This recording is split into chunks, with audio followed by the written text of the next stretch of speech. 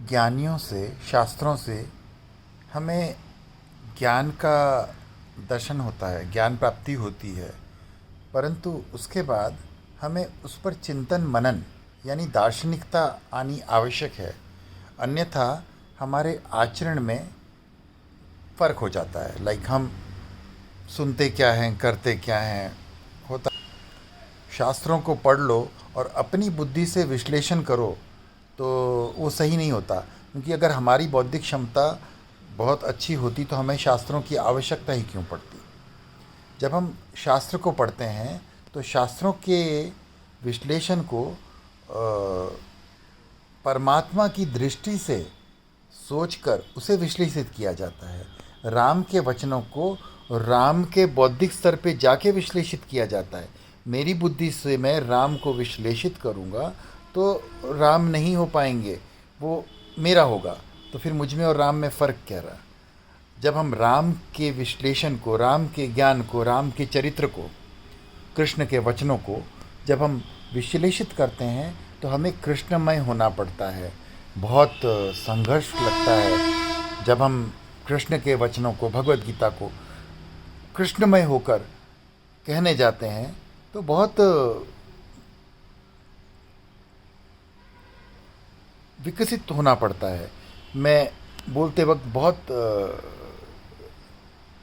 सोच समझ के बोलना होता है, तो मेरी ज़बान कभी कभी लड़खड़ा जाती है कि गलती ना हो जाए। परंतु ये ऊपर चढ़ने की प्रक्रिया है और यही प्रक्रिया आत्मा के विकास को आगे बढ़ाती है।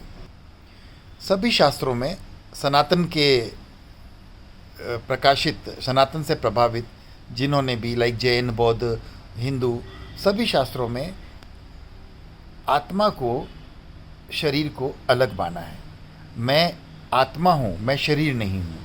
ये ध्यान रखकर हमें अपने शास्त्रों का चिंतन मनन और आचरण करना है।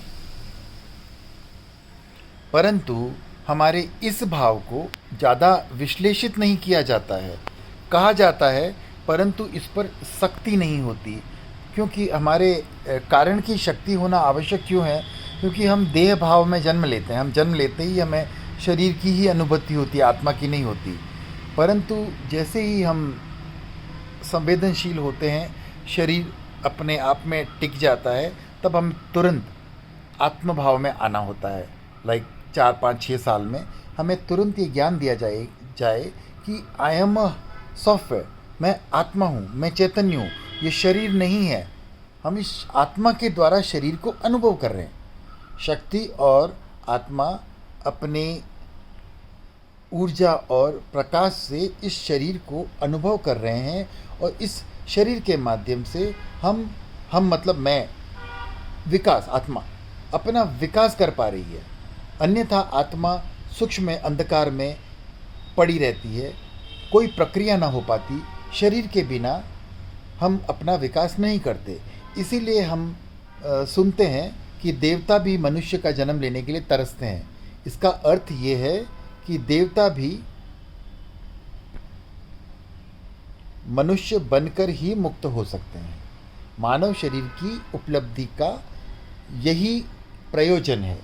अगर हम आत्मा और शक्ति शरीर को लेती है, शरीर को धारण करती है और आत्मा का विकास ना करके शरीर का ही पालन पोषण करती है, तो वो पूरा जीवन व्यर्थ हो गया। जीवन मतलब टाइम जो मिला है हमें, अपना पूरा टाइमिंग ख़त्म कर दिया। हमारे साथ एक टाइमर लगा हुआ है कि योर टाइम स्टार्ट नाउ, आप कितना प्रोग्रेस कर सकते हो करो। लेकिन टाइम तो स्टार्ट कर दिया, प्रोग्रेस किसी ने कुछ किया नहीं और शरीर की आसक्ति में घूमते घूमते लोगों ने अपना पतन ज़रूर कर लिया। क्योंकि ज्ञान को ज्ञान की दृष्टि से ही देखा जाता है। अपनी बुद्धि से विश्लेषित करने से ज्ञान भी अज्ञान में रूप बदल जाता है।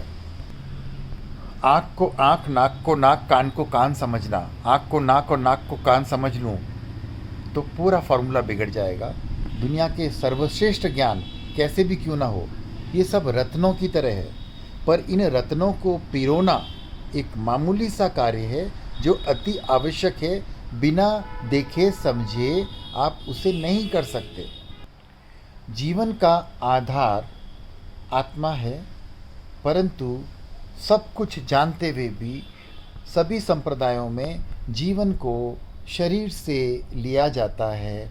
तो आज जो पूरे विश्व में देखा जा रहा है, जिसे हम कहते हैं घोर कलयुग है, मानवता समाप्त हो गई है, सिर्फ यही कारण है, हम शरीर से प्रैक्टिस करते हैं। शरीर तो हमें समाप्त कर देना है, जला देना है, पंच महाभूत जिनका है उनको वापस देकर अग्नि संस्कार से समर्पित करके रिसाइकिल में देकर हमको दोबारा मैनिफेस्टेशंस के लिए जाना है। और इस शरीर को संभालने में लगे हैं, शरीर के द्वारा क्रिया कर रहे हैं कि भाई आप ये कर लो, वो कर लो, वो कर लो। ये कहते हैं ना सभी धर्मशास्त्रों में, आप जाप कर लो, ये कर लो। हमें ज्ञान मस्तिष्क के द्वारा ज्ञान अर्जित करना है। जब ज्ञान अर्जित होगा, हमारा दार्शनिक चिंतन होगा, तो ये सारे आचरण हमारे क्रियाओं में स्वतः ही आ जाएंगे। करना कुछ भी नहीं है, कर्ता भाव में आ जाएंगे हम। करने लगेंगे तो कर्ता भाव में आ गए, तो कर्म बंधन हो गया। चाहे वो कोई भी प्रक्रिया क्यों ना हो, हमें कुछ भी नहीं करना है। जो कुछ भी हमारे जीवन में ज्ञान से अर्जित होता है, वो कर्तव्यों में समाहित हो जाता है। हम अपने किसी भी कार्य को ना तो करें और ना कोई कर रहे होते उससे अपने आप को रोकें, चलने दो। कर्ता भाव से मुक्त होना है, कर्तव्यों की पालन करना है। प्रकृति की आज्ञा में जो भी हमारे सामने आता है वो हमारा कर्तव्य जो दिखता है, वही हमारा जीवन है, वही हमारा धर्म है। इसलिए कर्ता भाव से मुक्त हो जाओ। कर्म बंधनों का कारण ही कर्ता भाव है। जय गुरुदेव।